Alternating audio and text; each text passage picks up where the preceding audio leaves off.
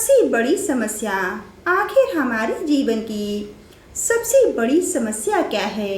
आइए जानते हैं इस कहानी के माध्यम से।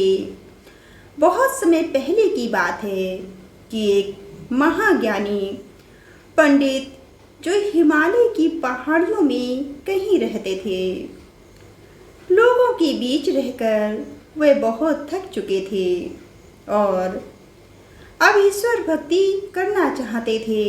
ईश्वर भक्ति भी अपना समय व्यतीत करना चाहते थे, एक सादा जीवन व्यतीत करना चाहते थे। लेकिन उनकी प्रसिद्धि इतनी ज़्यादा थी कि लोग दुर्गम पहाड़ियों में सकेते रास्ते, नदी झरनों को पार करके भी उनसे मिलना चाहते थे।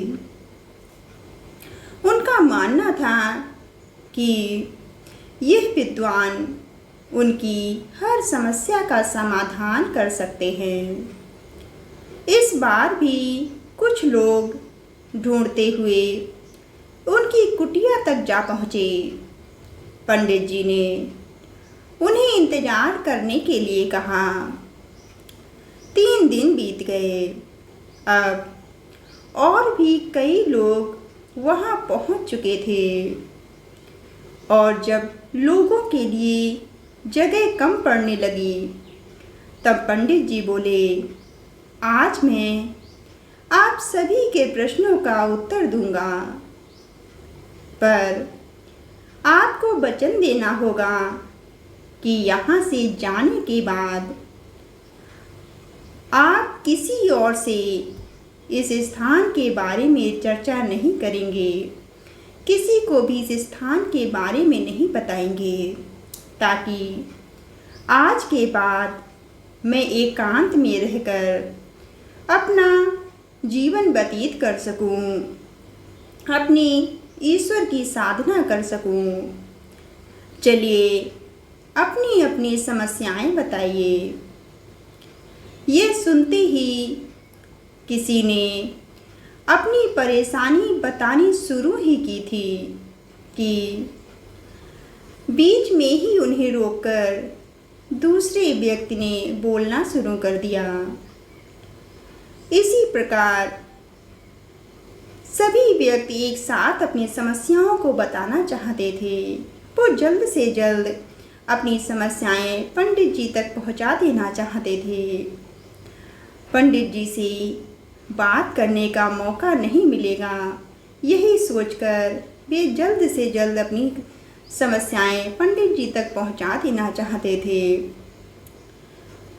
कुछ ही देर में वहाँ का दृश्य मछली बाजार जैसा हो गया और अंततः पंडित जी को चीख कर बोलना पड़ा, कृपया शांत हो जाइए। अपनी अपनी समस्याएं एक पर्चे पर लिखकर मुझे दीजिए। सभी ने अपनी अपनी समस्याएं लिखकर आगे बढ़ा दी। पंडित जी ने सारे पर्चे लिए और उन्हें एक टोकरी में डालकर मिला दिया और बोले, इस टोकरी को एक दूसरे को पास कीजिए। हर व्यक्ति एक पर्ची उठाएगा और उसे पढ़ेगा। उसके बाद उसे निर्णय लेना होगा कि क्या वो अपनी समस्या को इस समस्या के से बदलना चाहता है, अपनी समस्या किसी दूसरे व्यक्ति की समस्या से बदलना चाहता है।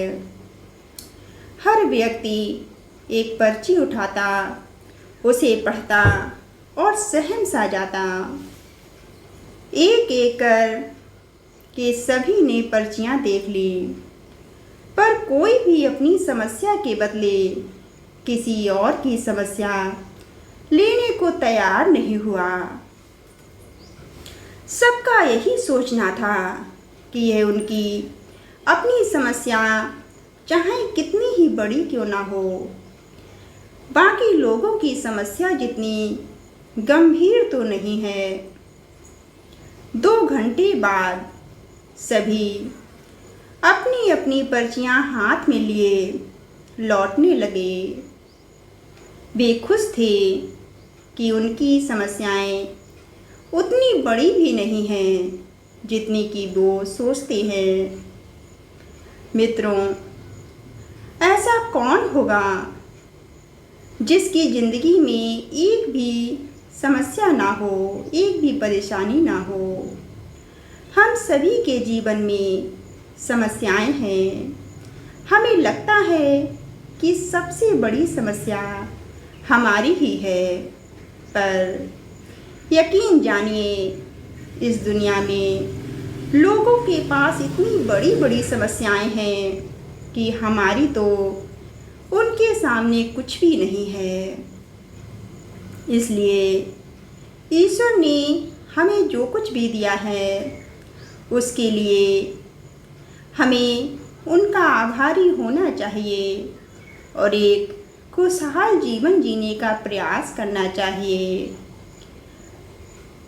बहुत सी समस्याएं तो ऐसी होती हैं जिन्हें जाने अनजाने हम खुद ही अपने जीवन में पैदा कर लेते हैं। कभी अपने अहम के चलते तो कभी अपने वहम के चलते, कभी अपनी हीन भावना के कारण तो कभी किसी के साथ प्रतियोगिता करने के कारण। भगवान ने हमें जैसा भी बनाया है और हमें जो कुछ भी दिया है, यकीन मानिए वही हमारे लिए सबसे ज़्यादा उत्तम है। और हमें अगर हम उसी में खुशियाँ ढूंढें, उसी को संभालने का प्रयास करें, तो शायद हमारा जीवन बहुत खुशहाल बन सकता है। हमारे पास जो है, हमें सबसे पहले उसकी कद्र करनी चाहिए, उसके लिए ईश्वर का शुक्रगुजार होना चाहिए। आप अगर अपनी समस्या से नज़र उठाकर बाकी दुनिया की तरफ दृष्टि डालेंगे तो जानेंगे कि यहाँ बहुत सारे लोगों के पास असहनीय समस्याएं हैं जिनकी शायद आप कल्पना भी नहीं कर सकते। बहुत सी समस्याएं कहीं और बहुत सी अनकहीं हैं। लोगों की परेशानियां, लोगों की तकलीफ़ें, उनके दुख, उनके दर्द सिर्फ उतने नहीं हैं जितने कि हमें दिखाई देते हैं, हमें सुनाई देते हैं। सच्चाई तो उनसे बहुत अलग होती है, जिसे हम क्या शायद कोई नहीं जान सकता। हर व्यक्ति की अपनी समस्याएं व्यक्तिगत होती हैं। ये कहानी आपको कैसी लगी कमेंट करके